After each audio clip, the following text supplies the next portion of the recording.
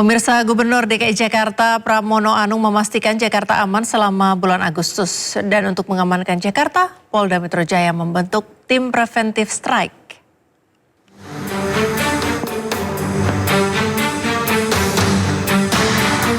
Maraknya isu aksi massa di Jakarta pada bulan Agustus ini membuat Pemprov buka suara. Gubernur Jakarta Pramono Anung pun tegaskan, ibu kota tetap kondusif. Pramono pun mengajak masyarakat menjaga ibu kota negara.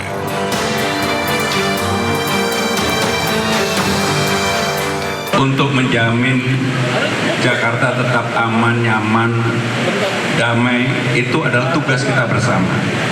Sehingga dengan demikian, apa yang kami lakukan untuk membuat aman nyaman itu, kalau hati kita nyaman aman kan pasti suasananya juga aman nyaman.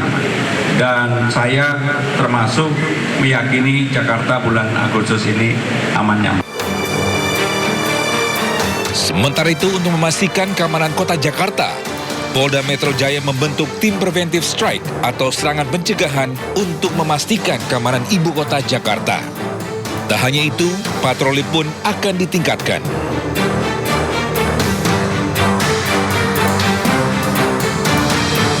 Polda Metro Jaya sudah menegaskan membentuk tim preventif strike yang terdiri dari Direktorat Operasional yang ada di Polda Metro Jaya. Jadi sudah melakukan mitigasi awal.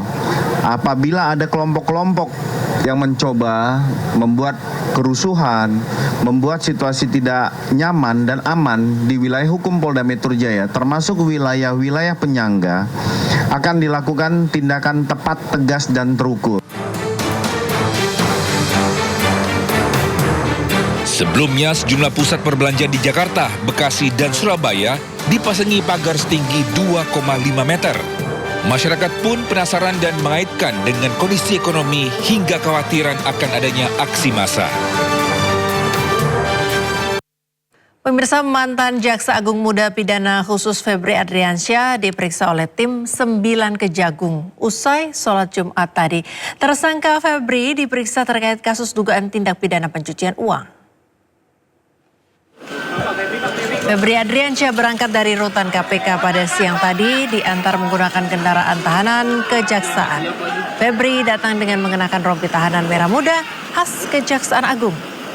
Febri datang sambil membawa map biru yang dipegang dengan erat.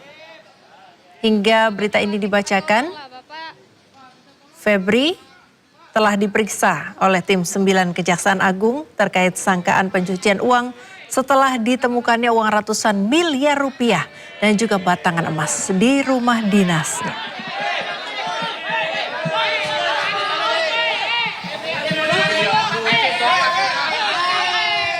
Tim penyidik Kejaksaan Agung melalui tim penyidik 9 melakukan serangkaian tindakan penyidikan dalam perkara dugaan tindak pidana TPPU dengan pidana asal dugaan tindak pidana korupsi yang melibatkan tersangka Febri Adriansyah.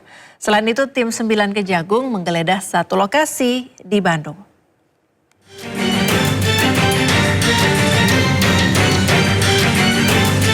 Tim penyidik Kejaksaan Agung melalui tim penyidik 9 melakukan serangkaian tindakan penyidikan dalam perkara dugaan tindak TPPU dengan pidana asal dugaan tindak pidana korupsi yang melibatkan tersangka Febri Adriansyah. Anang Supriyatna, Kepala Pusat Penerangan Hukum Kejagung, tim penyidik 9 Kejagung menggeledah satu lokasi di Bandung, yakni rumah yang diduga milik tersangka NH. Dari penggeledahan, tim penyidik menemukan dokumen-dokumen terkait perbuatan pidana.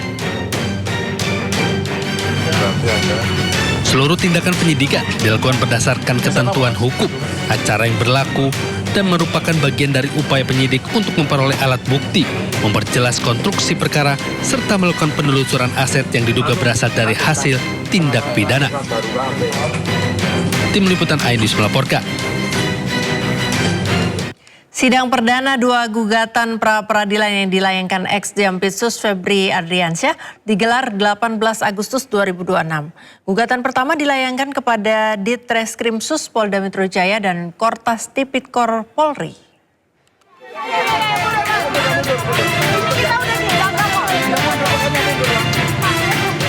Sidang perdana 2 gugatan pra-peradilan yang dilayangkan mantan Jaksa Agung Muda Tindak Pidana Khusus atau Jampitsus Febri Adriansyah dalam kasus dugaan tindak pidana pencucian uang sudah dijadwalkan Pengadilan Negeri Jakarta Selatan.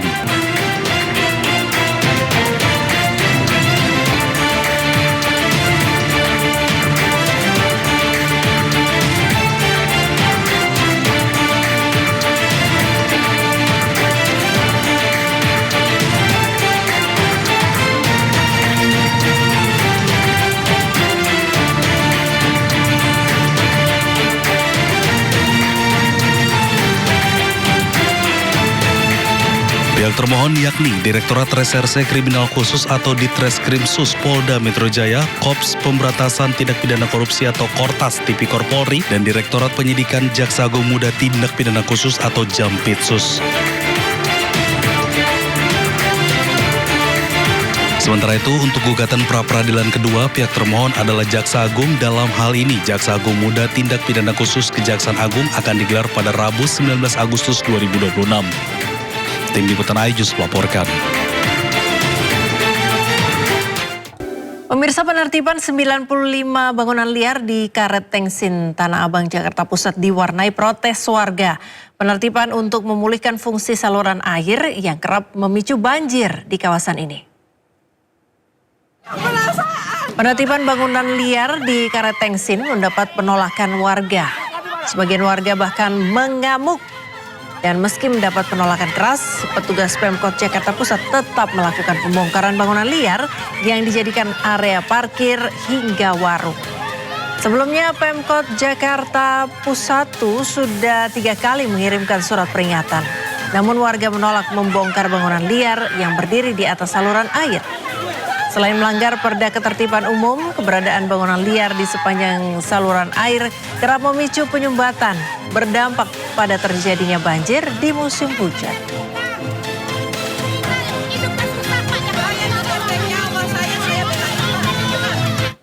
Ratusan buruh di Cimahi, Jawa Barat, pemirsa, jadi korban PHK massal karena perusahaan beralasan terus merugi.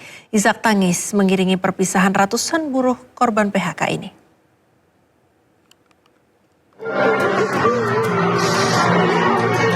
Momen haru pecah saat ratusan buruh menangis dan saling berpelukan karena menjadi korban PHK massal di pabrik PT 66 Fashion, Jalan Mahar Martanegara, Kota Cimahi. Terhitung sejak 31 Juli 2026, manajemen perusahaan mengumumkan pabrik yang memproduksi garmen ini resmi tutup. Padahal, pabrik ini sudah memproduksi berbagai jenis garmen sejak 30 tahun silam. Dipecatnya 200 karyawan pabrik garmen ini pun ditanggapi Gubernur Jawa Barat Deddy Mulyadi yang dikatakan akibat perusahaan terus merugi. Ya gini, kan garmen itu selalu problem, kan sektornya biasanya padat karya. Perusahaan-perusahaan padat karya memang secara umum begitu. Kalau dia sudah break even point, kemudian ada tempat lain yang lebih murah tenaga kerjanya, biasanya pindah. Sebagai langkah awal investigasi, pemerintah mendesak perusahaan menyelesaikan hak dan kewajiban upah buruh yang terkena PHK massal segera dipenuhi. Dari Cimahi, Jawa Barat, Yono Wahyu, iNews melaporkan.